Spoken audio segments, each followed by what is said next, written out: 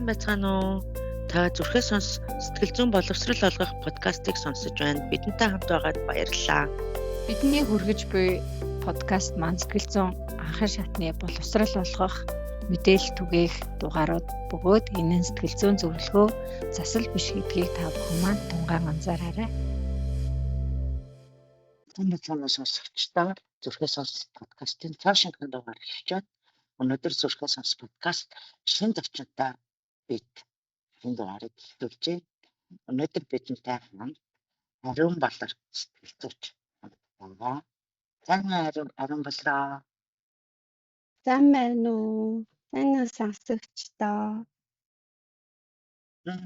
Өнөөдөр Ариун Балар бит хоёр маш гоё сэдвийн талаар ярилцахаар бэлдсэн байна. Энэ нь юу вэ гэвэл хосын харилцааны давтамсал гэдэг сэдвээр бит хоёр халуун яриа өрнүүлнэ.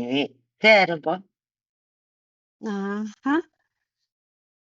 Халуухан бас чухал хэрэгтэй байна гэж найдаж байна. Хосын харилцаанд байгаа бүхий л хосуудад хосууд хүмүүст хэрэгтэй харилцаанаас дөнгөж гарсан хүмүүст харилцаанд орж байгаа хүмүүст хэрэгтэй мэдээлэл өгье гэж бодож байна. Манай Зүрхээ сонс подкастаар өмнө нь бид нэлээд хэдэн дугаарыг яг хосын харилцааны талаар хийсэн. Тэгэхээр тэр дугаарууд дээр нэмэгдэж орж байгаа гэсэн үг шүү. За тэгэхээр өнөөдрийн дугаарыг цаашинаар сонсож байгаа хүмүүс байвал манай өмнөх дугааруудыг сонсоод бас тэдэнтэй холбож ялахыг хичээгээрэй гэж сонсогчдоос хүсэж байна. Тэгэхээр яг энэ intimacy буюу яг татамсал гэж яг хосын харилцаанд юу байхыг, ямар байхыг заамбал Би нэмэгдэхээр асууд татнсан гэхээр өөрсдөл нөхөрлөлтөөс ахуулаад л дээ гар шүргэлцэх, хизээ үнсэлцэх, хизээ одоо дэлхийн харилцаанд орох гэдэг юм уу, нэг юм дараалал байдаг шүү дээ. Тэгэхээр за үйл явдлын хувьд харагдаж байгаа зүйл ийм байлаа гэхэд үүний цаатал сэтгэл зүйн хувьдаа нэгний ойлголцох, холбогдох, инхрийлэх тэр нэг хаашаал мэдрэх гих мэтлэн ийм холбоос цаана үүсэж байгаа тийм энэ үйлдэлүүдийн цаатал. Тэгэхээр тэр болгоныг энд хамааруулж байгаа. Онцлон хэлэхэд энэ нь зөвхөн бэлгийн харилцаанд орох тухай асуудал биш.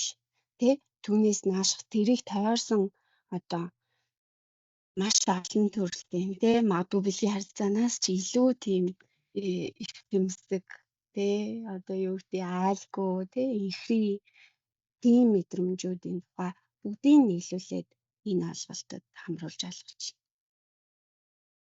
байна. Өөрөөр хэлэх юм бол би чиний ярианаас юу сонсч ин гэвэл татамсах гэдэг нь хүний бүр оршин түвшинд татнахыг хэлж байгаа шиг байна шүү дээ, тий. Зөвхөн бие махбодын хувьд бэлгийн харилцаанд ороод хурцл үйлдэлээс гадна хэрэг хүртлэх оршин сүнслэг байдлаараа хоорондоо холбогдох, сэтгэл зүйн хувьд холбогдох, оюун санаагаараа холбогдох, бие махбодоор холбогдохыг хэлж гин гэж ойлгож байна. Зөв.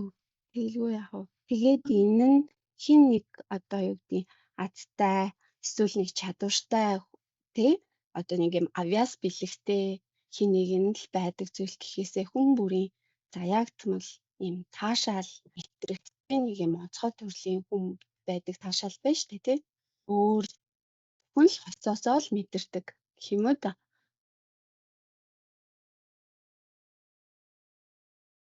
Тэгээ миний анзаарснаар би буруу бодож байвал намайг тасаарай. Миний анзаарснаар болохоор манай Монголд бол энэ татамсах байдлын талаар одооноос лаваны нээлттэй ярилцаж суралцж байгаа болов уу гэж анзаарагдаад байдیں۔ Ер нь бол айгүй хаалттай сэдв шүү дээ. Татны байдалтай тэгэнгүүт шууд бэлгийн харилцаа бодоод шууд хурцл хийж бодоол тэгээд илүү хаалттай байдаг. Тэр хаалттай байдгаасаа болоод яг нээлттэй болж суралцж байгаа болов гэдгийг би нэг нийгэм даяар бүр ингээд тэр чигтээ тийм болж ин гэж хэлж байгаа юм биш л дээ. Нэг хэсэг бүлэг хүмүүсийн хувьд арай нээлттэй болж байгаа юм болов. Тэгээд үүний нөгөө хор урсгал нь юу байх юм бэ те? Үүний гэдэг нь би хаалттай байсны хор урсгал нь хаана юу байгаа юм бэ гэдгийг бид нар одоо бит хоёроор хэлүүлэхгүй манай сонсогчид бүгдээрээ мэдчихэж байгаа те. Хүсээ харилцаанд маргаан хэрэлдээн те. Маргаанууд бий болж гин, үйл ойлголцлууд бий болж гин мэдчихлээ. Тэгээд хоёлаа тэгвэл одоо ингээд дотны байдал гэж энийг хэлж байгаа юм бол гэж хэлж байгаа юм бол ер нь манай Монгол соёлд ямар байдлаар харагддаг талаар хоёлаа нэг хэлвэл яах вэ? За тийм.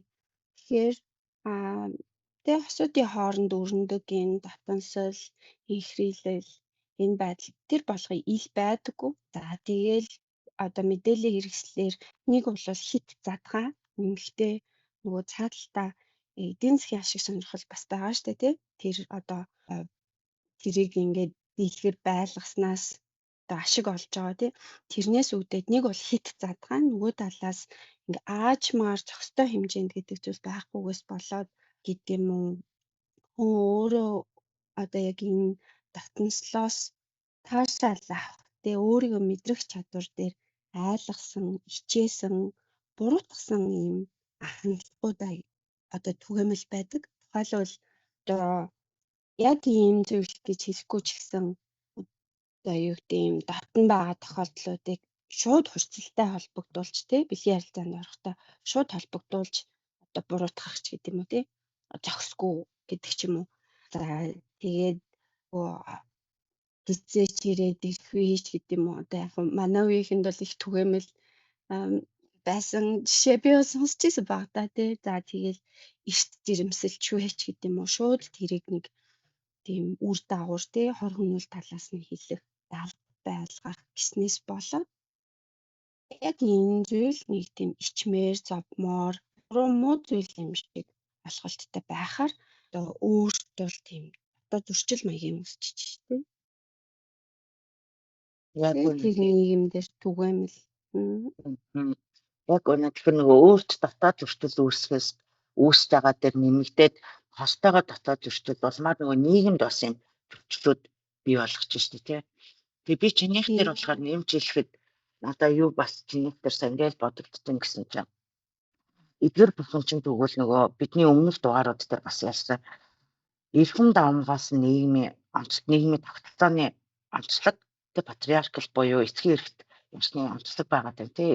Эмэгтэй хүнийг хэд задгаа харагдуулах гэдэг чинь эмэгтэй хүнийг объект маягаар тэг хүн гэдэг утгаар нь биш хүн өөр хүмүүст таашаал өгөх ёстой гэдэг үүднээс хандж чинь тий. Нөгөө талаас бас юу вэ гэвэл эр хүн дуугүй байх ёстой, гүндүүгүй байх ёстой, эмэгтэй хүн төвчих ёстой, хүүхдийн төлөө байх ёстой харилцааны асуудлыг гадагшаа гаргаж болохгүй тий нөгөө алгаа хагаравч таваан дотроо гих мэтчлэн эдгээр бүх зүйлс чинь дотн харилцаанд нөлөөлж байна. Тий сөрөг нөлөөтэй байна. Хаалттай байхад бас нөлөөлж байна гэж хэлж ах шиг юм тийм үү? Яг тийм. Тэгэхээр яг энэ дотносол гэдэг зүйл мэдээж энэний цаанд тааламж байна тийм ээ. Гэтэл тэр тааламжтай зүйлийг аваачаал одоо юу гэдэг порнограф тэгээ ингээ мөнгө олдог хэрэгсэлтэй эсвэл нэг уралдаан шиг тий одоо хэдэн удаа одоо бэлгийн харилцаанд орж байгаа тий энийг яаж хийвэл зүгээр вэ ч гэдэг нэг юм техникл тэгээ нэг аргачлал зөвлөгөө хэрэг байгаад байгаа байхгүй юу тий. Гэтэл энэний цааталт нь байдаг нөгөө яг тэр нюанслэгтэй нандан гоёцсон энэ их уралдаан тэмцээн одоо юу гэдэг нөгөө ашиг сонирхлын дунд алдагдах гад юм уу тэгээ би хүмүүс өөрийгөө шашиглахдаа би одоо юу гэдэг бэлгийн дурсал муутай хүйтэн одоо тэгээ би сайн биш байх шиг байна би энэ зүйл сайн биш байх те нэг юм ур чадвар юм шиг тийм байх үедээ одоо нэг хэмжээ тоо гэдэг юм те тэр зүйл рүү илүү анхаарал хандах гэдэг талтай. Тэр чинь би бас чамаас юу сонсч ийн гэвэл хүний өөртөө итгэх итгэл дээр бас очиж хүндэж штэ тий. Хэлгүй яг нөгөө нийгэм дээр ийм одоо ингэж харагдах хэрэгтэй гэдэг дээр жишээлбэл одоо порнографийн нөлөөгөөр тийм ээ одоо бэлэг хэрэгтэй огт үсгүй байх ёстой, нэг ингэж харагдах ёстой, тийм байх ёстой гэдэг юм чи үзэл бас уулах штэ. Цаадалтаа ингээд яг нэг юм үзүүлэлттэй ингээ мөнгө олох зорилготой нэг юм зүйл болоод үнэхээр ч ашиг мөнгө олж байгаа гэд тоо яригддаг тийм. Тэгэхээр энэ байдал нь буцаад одоо яг тийм стандарт тогтоогоод тэгээд зэрийн хүний энгийн байдаг бие хаа одоо бие галбар тий харагдах байдал эдгээр тийм муу дорой байгаад байгаа юм шиг тийм хүлээлт сэтгэгдэл зөвхөн үгүй харилцаж байгаа эсрэг хүссэн одоо юу гэдэг партнерт нь биш те заавал одоо ижил хүстэй ч байж болно шүү дээ партнерт нь биш тухайн хүнд өөрт нь нэрээ би одоо энэ зүйл шаардлага нийцэхгүй байгаад байгаа юм уу гэргэлзээ төвхөц хэмжээнд одоо нийгэм мэдээ тийм зүйлтэй л та одоо сонирхолтой юу гэвэл нөгөө Sex and City хотын амьдрал өсөл татал гэж орчуулсан кино гэдэг шүү дээ. Тэгэхээр тэрний яг нэг дугаар гарсны дараагаас эхлээд яг энэ вакцины зах зээл хэд дахин өссөн гэдэг тоо мэдээ байдаг тий. Тэгээд бүр цаашлаад өсвөр насны хүүхдүүд бэлгийн баг уруулт хайрах хаалгаа. Тэгээд зүгээр одоо яг байгальтаасаа заягдмал тийм эд эрхтнийг гой сайхны хаалгаа орчууд тийм одоо юу гэдэг нь тавтамж маш өндөр байгаад байгаа тухай BBC-ийн нэг баримтат кино гарсан. Тэгэхээр энэний цаатал одоо хаалгаа хийж байгаа юм чинь юу гэж хэлж юм гэхээр одоо бид нэр нөгөө үйлчлүүлэгчийнхээ үйлчлүүлэгч юм хувьд яг энэ хаалгаа үнэхээр л бодтойгоор одоо үнэтэй тий хөл байгаад байгаа болохоор одоо бид нэр гүйцэлдүүлэх байгаа одоо гүйцэлдүүлэх нь эмч хүний бас нэг үүрэг гэдэг юм уу юм нэрч тийм гэж болохоор маргаантай асуудал байгаа байхгүй юу? Яг үнэ. За тэгвэл ийм асуудлууд ингээд байд юм байна. Тэ нийгэмдэр байна. Нийгэмээс ирсэн шахалт шаардлага улмаас хувь хүн дээр ингэж нөлөөлт юм байна. Тэгвэл энэ татамслыг энэ мэдрэмжийг энэ татамслыг харилцааг энэ харилцан холбоог энэ коннекшнийг яаж сайжруулт юм бэ? Сайжирт юм уу? Тийм. Тэгэхээр энэ маань одоо хүн бүхэнд заягдмал те ихсгэж чилээгүй басгаж чилээгүй энэ хүнд байдаг те бидний одоо энэ төрөл зүйлэн бодгол байдаг. Тэгээ нэг юм нийт төвийн юм багяар одоо нэг юм тата мэдрэмж шүү дээ те за бүр маш ерөнхий байдлаар хэлэхэд тэгэхээр энэ зүйлийг одоо хүн болгон л хүртэх мэдрэх хувьтай. За ингэхдээ нөгөө түрүүний хэлснээр нийгмийн хүлээлт одоо нөгөө сануулгах те соёлын нөлөөгөөр энэ маань дээрээс нь тухайн хувь хүний өөрийн туулсан төв эс шалтгаалаад магадгүй яг энэ мэдрэмжээсээ таслагдсан өөрийгөө нэг янзаар тодорхойлцсон зараа тгээ тавьчихсан зүйл одоо гэмтсэн байж болно тийм ээ. Тэгээд эргээд яг одоо гэмтэн гэдгийн төрдөө энэ бол цөөх тохиолдол тийм.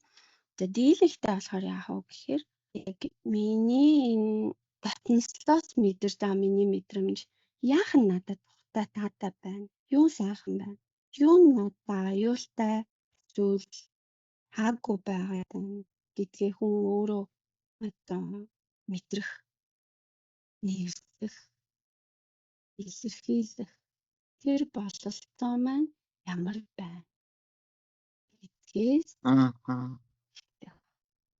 Тэгэхээр надад юу таалагдчих, юу таалагдахгүй байна, тааламжтай байна уу, тааламжгүй байна уу гэд энэ харилцаан дотор тэр мэдрэмжээ эхлээд бас хүн өөр дээрээ таних хэрэгтэй байна тийм. Танаад нэрдээд тэгээд тэр мэдрэмжийг бас хөгжүүлж болдог юм шиг байна тийм үү? Хэлгүй яах вэ? Тэр мэдрэмж ингээд танихын зэрэгцээ те нэрлэхийн зэрэг одоо нэрлэхтэй бараг зэрэгцээд л гэх юм уу мэдрэмж нэмэгдэн одоо юу гэдэг тэр чинь ингээд тааталтай тархины холбоос үүсэж байгаа гэсэн үг шүү дээ тий. Одоо зөвхөн тархины ч гэдэг мэдрэлийн. Тэгэхээр яг тэрнийг энэ одоо тэр өөрийнхөө цаанаасаа байглаас байгаа тэр мэдрэмжээ хийсч тий. Тэрэнд хариулж өөрөө ингээд харилцан хариу үзүүлэх замаар тэр тааламжтай мэдрэмжийг өөртөө зөвшөөрөх тухай. Өөртөө бол нөгөө хостой тий хостоос Тийм. та Тэгэлгүй яах вэ? яах юм бэ тий.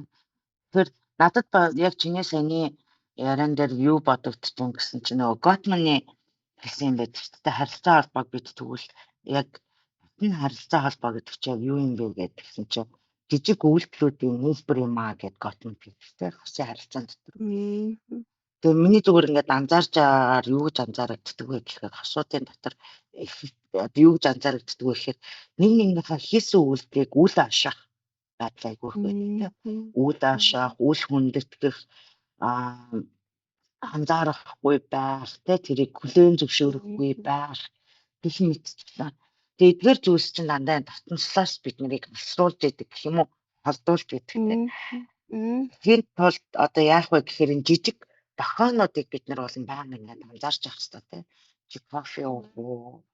Өнөөдөр ажил дээр чинь ямар байв? Ажилт нь ямар байв? Өнөөдөр хичээл чинь ямар байв тийм. Эсвэл ажиллаад харж урччихээд өнөөдөр ийм юм боллоо. Би өнөөдөр тэр найзтайгаа уулзлаа гэл. Эсвэл би өнөөдөр ядраад байна гэд. Өөрийнхөө хэрэгцээ шаардлага, хэрэгцээ болон тухайн өдөр болсон үйл явдлаа жижигч гэхгүй хоёр биендээ илэрхийлж байх. Тэрийг сонссон гэдгээ нөгөө хүндээ бас илэрхийлж байх юм бол тэр дотнослыг илүү дотнослын холбоог илүү бэхжүүлдэг гэх юм уу та тийм. Яг тийм. Яг хосын харилцааны батныг өөрсдөл зүйч Эстер Перл янз янзын маргаантай ингээд асуудлаар тохиолдол бүр өөр байдаг. Гэхдээ 3 асуудлын аль нэгэнд нь л хамаардаг гэдэг. Тэр нь хайр халамж, хүчирх мэдлийн тэнцвэртэй байдал гэх юм уу, хүчирх мэдлийн асуудал. Гуравт нь үнэлэлт хүндлэлийн асуудал гэдэг. Яг хай хийсэн зүйл татвар чинь нэгнийхээ хийсэн зүйлийг үнэлэх чухал ач холбогдлыг нь үнэлэх, үнэлж байгаагаа илэрхийлэх, хайр халамж анхаарал тавь тэр өнөөдөр болсон зүйл, мэдэрсэн зүйлийг анхаарах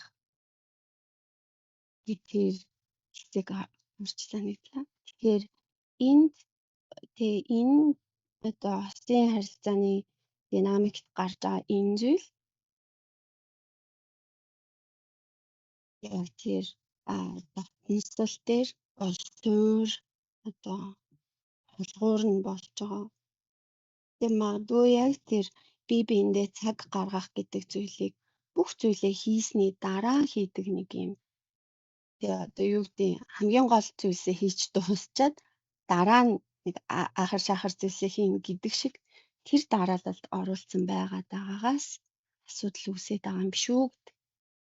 Ажил нэгдүгээр тэгээ юу гэдэг тийшээ банк орно, ийшээ юм хийн, амжуулна ингээд ахуйн шинжтэй тий. Олон ингээд гүйцэх хэвээр ажлууд донд нөгөө бие биендээ тий өөртөө зорж байгаа өөрийнхөө мэдрэмжээ, усынхаа амжигч хаалгыг чухалчлах ханхаа. Зин дараалал хойш орчхор орсноос болоод хосын харилцаа татнасэл халдах тийм үзэгдэл гараад байна уу да гэдэг. Тэгэхээр татнасах тий хосын харилцаа гэдэг зүйлийг их зүйлсийн чухлын дараалалаар шал арчихын өмнө, тос оруулахын өмнө оруулмаар байгаа байхгүй тий. Тэр нөгөө тий сая нөгөө Эстер Перлийн тухай нөгөө эрхмэтийн динамикийг ярьж штэ тий. Тэрэн дээр юу хүн өөрөө хэн шийдвэр гаргадаг болсон тий. Одоо нөгөө эрхмэдл хаана үнцэн байх юм, хаана хүсэл тачаалах юм, хаана sense of agency байх юм гэдэг. Тэр би чинь яраас бас ингээл сонсож байхдаа бодчихлаа. Тэгвэл нөгөө тэр power of agency буюу хэн шийдвэр гаргадаг байх юм. Нэг талд байнга дандаа гаргаад байх юм уу? Эсвэл бид хамтдаа гаргадаг байх юм уу? Тэ ярилцдаг байх юм гэдэг юм надад бас бодогцсон.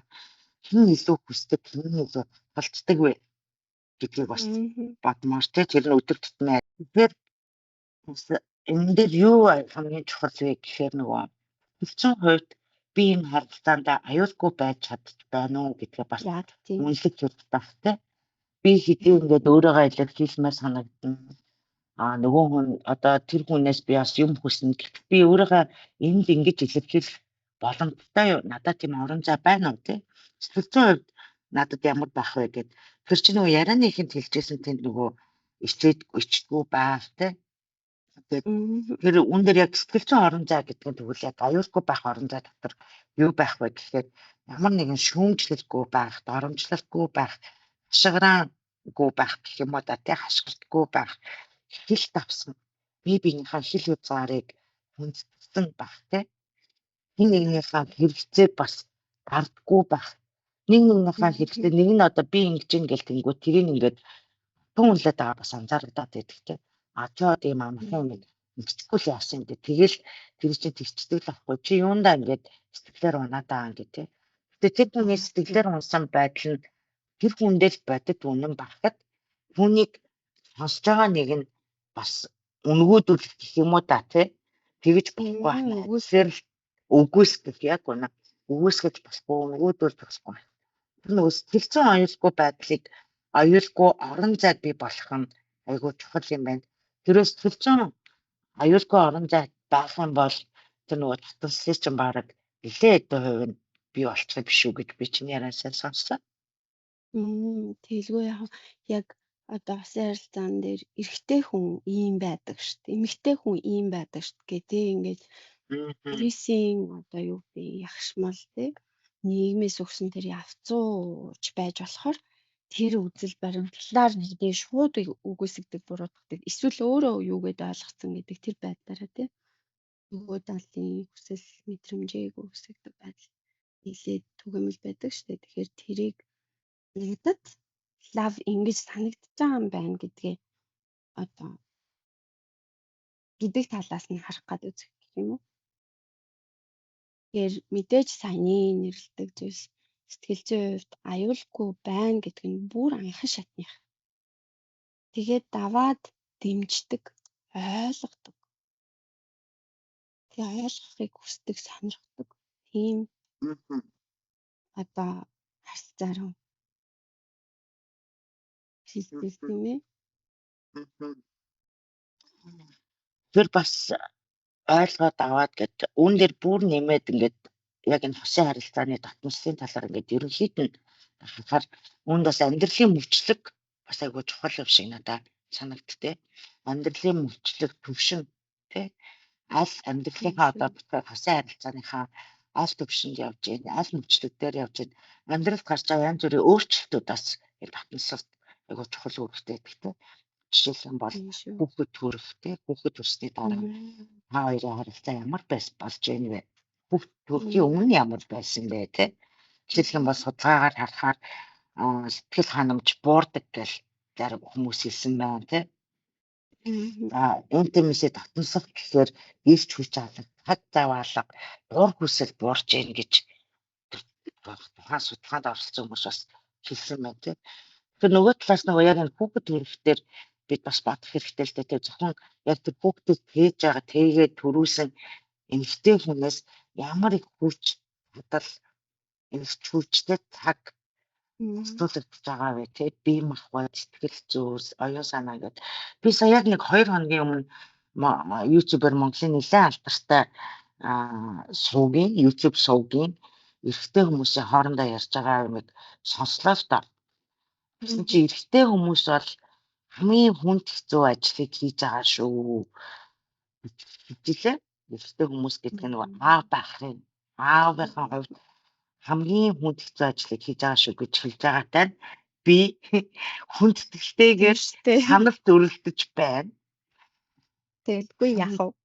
Тэ хамгийн бид нэр бицгийн хүйсээр нь хамгийн бицгээгээч бид нэр хүйс үүсэн дээрээ л хамгийн нараа л байгаа штэ тий. Хамгийн нараа. Тэгээ яг нөгөө агуулга нь юу байсан бэ гэд ярьж байна гэхээр одоо ингээл амралтын өдрүүдээр аав нар л хүүхдүүдэд аваад гардаг хамгийн хүнд ажлыг хийж байна гэдэг. За амралтын өдрүүдээр нэг 2 цаг аваад би бол бодчихлээсээ 2 цаг аваад гарлаа. Тэрний ард эмэгтэй хүн юу хийж байгаа вэ? гэрээ зөрлж байгаа айгуул бол хуцаа угааж байгаа тийм 9-7 хоногийнхаа ахуйнхаа гэр бүлийнхаа өмнө бас төлөвлөгөөнийхаа юмнуудыг хийж байгаа. Хүний нүдэнд харагдахгүй ч гэсэн эмэгтэй хүмүүс оюун санаа дотроо ямар их ажлуудыг амжуулдаг үлээ тийм төлөвлөлтөд. Ерөнхий бараг тэр гэр бүлийн бүтэн ингээ координатын ажлыг эмэгтэйчүүд хийдэг. Тэр энэ амьдралын мөчлөг амьдралд гарах өөрчлөлтүүд хүүхдтэй болсны дараах усын харилцааны татнасалт бол хүүхэд бол маш их нөлөөлдөг. За дараагийн нь болохоор нөгөө нас нэмэгдэх тусам бие өөрчлөгддөг бие махбод тий. За хүсэл ачаал бас өөрчлөгддөг, хувьсдаг гэх юм уу одоо. Тэр нөгөө бие өөрчлөгдөхийн хэрээр зарим би бүх хүмүүс гэж хэлэхгүй бүх асуудал гэхгүй зарим асуудал бие бинийгээ өөлөх гээд байдаг. Бие махбодын дээр толгоор за одоо жоох ингээд өгөөч тэгээд өгөөч гэд. Тэгтээ тэр хүнд санаж хэлж байгаа боловч өгний нэгдүгээр сонголт тий. Хоёрдугаарт нь хизээ хаана ямар үед хэлж байгаа гэдгээс танаас гарч байгаа тэр тоон ямар байна тий. Одоо интонац гэдэг чинь тоон ямар гарч байна. Тэр хүндээ яаж сонсогдож байгаа бол гэдгээ бас бодох хэрэгтэй. Дээрэс нь бие махбод өөрчлөгдөд чи энийг ингэж чи өмнө тийм байсан биз дээ гэж хэлэхийнхаа сацуу яаж туслах чадахгүй гэдгээ бас хэлжээвэл зүгээр юм шиг надад санагдаад идэв. За энэ амьдралын өөрчлөлтөөр бас нэмээд юу гэдэг вэ? Өвчин, стресс. Тэгээ бие махбодын өвчин бол хэлж ирдгүү, хийсч ирдэг те. Тэр надаас миний хяналтнаас тодор юм байхгүй те. Тэр мэдээж зэрэг үүн дээр нэмэгдээд амьдралын ачаал бие махбодод бол өвчин стресс бол үнэхээр нөлөөлдөг те. Ялангуяа одоо судалгаа гарсан байдаг те. Дэлхийд даяар эмэгтэйчүүдийн 80% нь давалгааны системийн өвчнөд байна гэдэг autoimmune diseaseтэй. Энэ бол эдгэршгүй өвчин гэдэг нь угаасаа батлагдсан. Дэлхийд даяар одоо ингээд шинжлэх ухаан бол одоо хүртэл эрэл хаагуул хийгээл яваад байна. Тэгэд үүний улмаас энэ чинь бас татварсалд нөлөөлдөг баг тийм үү? Тэгэлгүй яах вэ? Бүр ихнийх нь л гэхэд айдасгүй байх. Тэгээд би анд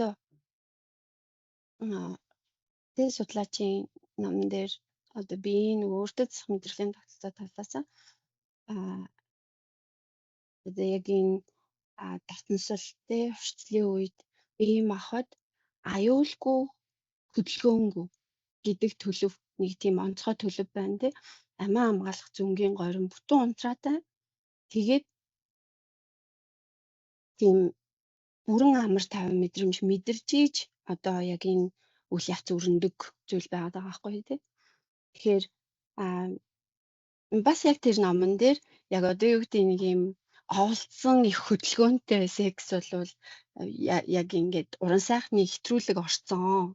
Уг нь бол яг тэр байглаасаа заягдмал бие махбодын төлөв болохоор илүү ингээд нийцэл тий нөгөө амар тайван хөдөлгөөнгөө тий гэдэг тэр төлөвийн мэдрэлийн тэр төлөвт хамгаалж байдгаа гэсэн хэсэг санаанд орж байна. Тэгэхээр ачаалалтай байх тий стресстэй байх за тэгэл одоо ихтгэлтэй биш байх хэдэн гэдэг ч юм бол бүгдөө зүдийн хувьд ялангуяа одоо ийм төгс-төгөлдөр байхтай бие хааны хувьд одоо юу гэдэг нь гүйцэтгэлийн хувьд ийм тийм байх ёстой гэсэн энэ их тарих угаалтын дунд яг татнасах тий татан байх гэдэг нь маш өндөр шаардлагаар бий болдог нэг азтай нэг нь л хүртдэг нэг зүйл юм шиг тий. Гэтэл энэ чинь одоо заягдмал юу байна гэхээр төднөөс хүртлээ тий. Ингээд заягдмал зүйл байгаад байгаа. Тэгэнгүүт тэрэн дээр нийгмээс тавьсан одоо юу гэдэг би яг энэ хямралд төрснийхөө дараа орж исэн байхгүй. Төрсөн ингээд төрөхөд чи ингээд би нөсөөжөд ингээд суугмуу харалчдээ штэ тий. Суу гарлна хөх унжин тэгэл би хаа гэл. Тэгэхээр нөгөө хэдий одоо порно их үздэггүй байсан ч гэлээ тий. Нөгөө нэг одоо уран сайхны кино тий за бүр порнографик болчих уран сайхны киногоор авсан миний ойлголт юу вэ гэхээр гоё л хүүхэн байх хэвээр тий. Ээж болол нэг юм энэрэнгүй илбэрэл сайхан хүн байх хэвээр байсан чинь одоо нөгөө ээж хүн болчоод яана миний бие гэж бодсон баг тийм энэ их хүн мөн үү гэмээр юм шиг тий. Тэр төрж байгаа бодлоо. Тэгэхээр одоо ялангуяа манай Аз соёлд их хүн болвол одоо нөгөө төрж байна гэдэг нь их хүн гэдэг үүргийг илүү дүүйл гэж харуулдаг. Гэтэл би чи ихнэр хүн хэвээр байгаад байна шүү дээ. Одоо хүн хэвээр байгаад байна те. Би өөрийнхөө хувьдаа ийм гоё сайхан эмэгтэй ийм баймар хүсэл маань байгаа шүү дээ те. Тэгэхээр тэрийг ингээд даваад ээж хүн байх тий бүх хүсэл одоо юу гэдэг цаг заваа өөр хөвгттэй л зарцуулах хэрэгтэй гэдгээр одоо гэдэг тийм хүлээлт өндөр байдаг штэ манай соёлд ялангуяа. Тэгээд яг энэ дээр сонирхолтой нь одоо Франц эмэгтэйчүүдийн хувьд тий жирэмслэл түүхэн төрүүлэлт гэдэг нь маш сонирхолтой амьдралын туршлага гэдэг үг явьжчихснаа санаж байна. Тэгээ тэр одоо юу гэдэг юм ийм аюу тийм сониучнуудээр харсан байдлаар гэх юм уу нэг юм тэгэхээр нэг энэ дээр за одоо яг аль улс яадаг гэдгийг төр орхичээ би яг их сурвалжийн сайн санахгүй байгаа учраас гэхдээ юу байна гэхээр ийм соёлын нөлөө энэ дээр бол байна гэдгийг хэлэх гэсэн. Яг өнөө соёлын нөлөө би чамаас нэг юм тодруулаад дөрөв чиний номны тухай хэлсэндээ ямар ном байсан бэлээ түрүүнд та сонсчихсон. Тийм юу байсан өөртөө засах мэдрэлийн тогтолцоог ойлгох нь гэдэг ном байсан. Тэгэхээр за яг энэ дээр намайг ингээд соён гэгэрүүлсэн гэж хэлж болохоор нам болохоор Эстер Перелийн юмнууд байсан. За тэр сая хоёлаа нөгөө амьдралын мөчлгүүдээ ярьсан шүү дээ тийм мөчлөг өөрчлөлт тийм. За тэгээд дотносох байдал зүгэл ингээд дотносолт ингээд амьдралын үйл явцын хувьд ингээд бид нар өөрчлөгдөх юм байна. Дандаа нэг талдаа 20 настайдаа учирсан шиг бид байхгүй 30 таа дээр өөр байна. 37 таа дээрээ өөр байна. 39 дээрээ би өөрөө ч өөрчлөгдөн. Сайхан хувьд ч гэсэн өөрчлөгдөн тийм. Тэгсэн мэтчлэн ингээд энэ явах болох нэ. Тэгэхээр одоо амьдралын мөчлөг бүр дээр амьдрал дээр учирч байгаа, ирж байгаа том өөрчлөлтүүд бүр дээр энэ шиг гэдэг тачимтууд энэ хэвлэлтэй маань бас өөрчлөгдөх нэ. Тэрийгээ бас би мэддэг одоо мэдрэг байхгүй бол тэрийг анзаарахгүйгээр үгүй чи 10 жилийн өмнө натаас ухта тийм байсан биз дээ. Одоо чи тийм биш болчлаа гэж хэлэх нь өнөөдрийн үнцгээс хараад хийж хэлэх нь одоо бас хэр шудраг вэ те. Яг л 10 жилийн дараа бид хоёр хоёулаа өөрчлөгдсөн байгаа. За тэр үүнтэй холбоотойгоор бас надад юу бодогдож байна гэхээр зэрэг хэрвээ бид яг өмнө хоёулаа ярьжсэнчлэн сэтгэлзэн хувьд аюулгүй байх гэж тэгсэн шүү дээ. Тэгэхээр амьдралын бүхий л явцад хосын харилцааны бүхий л явцад гэж хэлээ да. Сэтгэлзэн хувьд аюулгүй байж чадах юм бол те хэрвээ би надтай хамт байгаа юу гэдэг тэр мэдрэмжийг надад өгч чаддаг бол чи намайг сонсож гин үү ойлгож гин үү гэдэг тэр хариу өгч чаддаг бол те дээрэс нь чи бит хоёр биендээ халамжтай байна уу гэдэг нэг юм engage бас байгаад байна шүү дээ те оролцоотой байгаад чадах юм бол бид нөгөө зөрчлийг илүү эрүүлэр шийдэж чадах юм байна хурдан шийдэж чадах юм байна те нөгөө хайр гэд байгаа нэг юм чинь бас бат бөх болж болох юм байна те амьдрал бэлгийн амьдрал чинь илүү гүнзгий амьд болох юм байна нөгөө түрүүн би чиний ярианаас бас нэг юм сонссон юм л да бэлгийн амьдрал тэгвэл заавалчгүй тэр перформанс маягийн байхаасаа илүүтэй гүнзгий биентэйгээ илүү одоо нэгтмэл нэг юм байх юм уу да гэж би чиний сонссон. Зөв.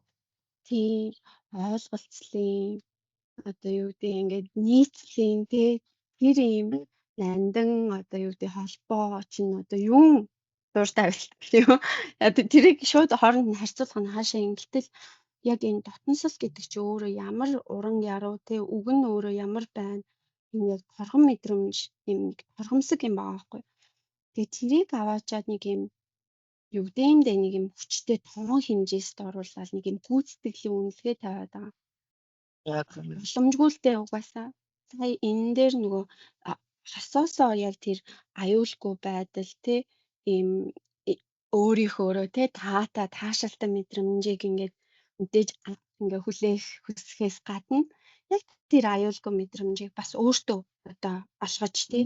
Одоо магадгүй нөгөө хас маань тий одоо юу гэдэг эмэгтэй хүн ийм л ах хэвээр ч гэдэг юм уу тий. Эхнэр хүн ийм байдгаач гэдэг юм уу, эр хүн ийм байх хэвээр ч гэдэг юм уу гэдэг байлаа гэхэд тэр одоо тий тэр алдаатай итгэл үнэмшил рүү нь хамт явж орж итгэж тий одоо юу гэдэг гондож гэхээсээ яг өөрт байгаа тэр заягдмал үнцэнтэй заягдмал ийм хүсмээр тий ийм сайхан тэр байдлаа хүмүүс өөрсдөө мэддэг, итгэдэг болоход яг энэ сэтгэл идэгрлийн тухай асуудал болчихж байгаа юм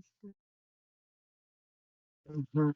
Яг үнэ идэгрэл гэхээр хамгийн наад зах нь тэгвэл нь өөрийгөө байгаагаар нь харж сурах, хүлээн зөвшөөрч сурах, оролцох хэрэгтэй шүү дээ тий. Яг энэ унжсан гэцтэйгээ одоо юу гэдэг мэдээж би хагаа сайхан болгоё гэж хичээлгүй л яг. Гэтэ энэ чинь тийм уралдаан биш тий. Бид нар угаасаа өөрсдөө амьдрал дээр хамаг сайнараа хичээгээд л энэ шүү дээ. Тэгэхээр яг энэ үчтэй тий яг л энэ би хаатаага энэ одоо байр байдалтайгаа өөрөө яг энэ татна өөрөө өөртөө татна тий. Тэгээ эргээд яг энэ гоё татна мэдрэмжээ хастаага хуваалцвал тий. Тэгээ яг хасна тэрийн хүлээн авчтай ингээд энэ харилцан байвал бүр хинээ сайхан. Тэгээ мэдээж энэ чинь тийм одоо төс төгөлтөр хувилбар одоо зарим үе сайхан байна, гүү байна гэл гэтээ тэрийг ингээд ахин хинэн даах даацтай тий. Тэгээ мэдээж энэ дээр бол ямар ч байдлаар нөгөө сэтгэл зүйн аюулгүй байдал одоо буруутгал юу ийдэн гэдэг тэр хүчтэй зүйлсийг оролцуулаагүй байгаа шүү. Хэрвээ тэр байгаа л болвол одоо юу гэдэг нэг юм тохиролцож болохгүй юу гэж байдаг шүү дээ. За энэ тохиолдолд бол за үгүй гэдэг хэлээд гар байна шүү дээ. Одоо хоёлаа ингээд өнөөдрийнхөө дугаарыг дуусгачих тий. Тэгэхээр дуусгахаасаа өмнө ер нь тэгвэл татамслыг бид өдөр тутамдаа яаж сайжруулж, бэхжүүлж, баталгаж байвал байх вэ? За энэ дээр нэгдүгээрт нь би өөрийгөө хэр одоо би хэр их хайр татам тий хайрыг мэдэрж байгаа би өөртөө хэр дотн байна вэ? Тэгээ энэ талаар сонсоход бодоход надад ямар мэдрэмж төрж ийнэ? Одоо энэ талаар миний бодол итгэл үнэмшил ямар байна вэ гэдгийг сориод үзээсэй гэж бодож байна. Татансал гэдгийг би юугаар төлөөлүүлж ойлгодог вэ? Би өөрийгөө хэр ийм холбоо тогтоох чадамжтай гэж үнэлэх вэ? Бас ямар хуу баймар байна вэ гэдэг хоёр асуулт. Тэгээд өөрийн итгэл үнэмшлээ солих хэрэг байна уугүй юу те шинээр тодорхойлох хэрэг байна уугүй юу? За энэ нэгтгэх нь. Тэгээ хоёр дахь нь болохоор би ямар байхыг тэгээ юунаас тааламж мэдэрдэг вэ? Дотн мэдрэмж, дотносол гэдэг миний хувьд эд зүйлээр, амтаар, өнгө үнрээр төсөөлвөл за тусдаа зүйлсээж ялна те. Ямар зүйл вэ? Мэдрэмжээ сонс. Торгон мэдрэмжээ сонсох мэдрэх. Ийм дасгал хийгээсэй гэж урьж байна. За тэгэхээр татамсгийн талаар ийм байх юм байна. Тэгвэл надад бол нэмж хэлэх юм юу гэвэл хайр гэж хүмүүс бодохдоо зэрэг хайрыг зөвхөн нэг мэдрэмжтэй би чамд хайртай гэж нэг хэлцдэг нэг үг юм шиг боддог. Угтаа бол хайр бол хоёр хүний хоорондоо харилцаанд байдаг аюулгүй тэгш амьд холбоо бүхий үүний бий болгох бүхий үйлдэл өдөр тутмын үйлдэл тэр нэг үйлдэл гэхээр энэ чинь сонголтын асуудал байгаа ч тийм бид нар нэг сонголтын өмнө ирж байна сонголтоо хийхдээ би тэгвэл ухамсартайгаар орж сонголтоо хийх хэрэгтэй болж штэ тийм тэр хайр бол үйлдэл тэр дөрөв би аюулгүй байж ах хэвээр би тэгш байх хэвээр тэр амьд байх хэвээр тийм би яг тэр энэ харилцаа гэдгийг би юу гэж бий болгочоо. Тэгэхээр нөгөө чиний янаас бас би түрүү юу сонссон бэ гэхээр татамсал гэдэг чинь тэгвэл нэг үр дүн юм бол биш юм ээ. Хэмжигдэггүйц хаан үр дүн бол биш. Харин энэ бол хоёр хүний хоорондын их мэдлийн тэнцвэрт байдал юм байна. Хоорондоо байгаа тэр vulnerability гэдэг чинь нэг эмзэг байдлаа хоорондоо аюулгүйгээр хуваалцаж чаддаг, ярилцаж чаддаг, сонсож чаддаг нэг тийм орон зай юм байна. Тэнд хүмүүс хоорондоо зоригтой байж чаддаг тий. Дээрээс нь тэр жижиг өдөр тутмын холбоосыг үүсгэж тэр тохиог анзаарч чаддаг нэг тийм анхааралтай байх. Тэгээд нэг бие биенийгээ өөрөөсөө засчиж чаддаг тий. Өөртөөгөө болон хамтрагчтайгаа харилцаж чаддаг нэг тийм харилцаа юм байна, үйлдэлүүд юм байна. Дулаахан гэхүү, халуухан гэхүү зан үйл юм байна. Тэр нь ингээд давтмал биш тогтмол давтагддаг гэх юм уу та тэг consistently явагдаж идэг нэг тийм үйлдэлүүд юм байна гэж би чиний ярианаас сонслоо л доо. Яашаа сайхан байна. Хоёлаа тэгээд өнөөдрийн дугаарыг ингээд дуусгах уу та. За тэгээ би төгсгөлийн үгээр хүн бүхэн 100% заяагдмал хар татам. Тэгээд тэр 100%-ийг нөгөө хайрлаж байгаа тал нь хэр хайрын чадамжтай байна гэдгээрээ л хотгож авч байгаа гэдэг сэтгэл зүйчийнхээ үгээр төгсгөё. Тэгэхээр Маш их баяр. яг өөрийн амьдрал дээр та бидний хосуудын хамтрагч 100% хаалтсан. Тэгээ яг одоо байгаараа. Тэгэхээр миний хайрын чадамж ямар байгаагийнхаа хэмжээгээр л би одоо нэг хувь тогтоогоо харна шүү дээ тий. Манай нөхөр бол нэг иймэрхүү хайр татамдаа гэдгээр тий. Тэр миний чадамжтуудын ахна. Магна. За тэгээд бидэнтэй хамтдаас сонсогчдаа маш их баярлалаа. Дараагийн дугаар тун сонирхолтой дугаар байх болно. Тэгээд өнөөдрийн дугаар та бүхэн хэрэгтэй байсан бах гэж найдаж байна. Өнөөдрийн дугаарыг сонсохдоо бас илүү дэлгэрэнгүй мэдээлэл эсвэл арай юм суур мэдээлэлүүд бас хэрэгтэй бол манай өмнөх дугааруудыг сонсоод үзээрэй. Өмнөх дугаарууд дээр өмнөх асын дугаарууд байгаа. Дотн харилцаа гэж юу вэ гэдэг бас нэг дугаар байгаа. Харилцааны хил хязгаарын тухай дугаар байгаа. Өөрийгөө хүлээн зөвшөөрөхгүй, өөрийгөө шинээр нээхгүй, өөртөө хит татвар ханддаггүй гэх мэт хүн хүний болон харилцааны тухай төрөл бүрийн дугаарууд байгаа. Тэдгээр дугааруудыг сонсоод өнөөдрийн дугаартайгаа бас хамтдаж ойлгуул бас илүү өрнөн дэлгэр ойлголттой, мэдрэмжтэй, мэдлэгтэй, мэдээлэлтэй байх болов уу гэж бодож байна. Тэгээ маш их баярлалаа. Ариун Балраа маш их баярлалаа сонсогчдоо. Маш их баярлалаа сонсогчдоо. Манай дараагийн дугаар маш сонирхолтой дугаар их болно. Тэгээд дараагийн дугаараар уулзъя. Баяр таа. Баяр таа.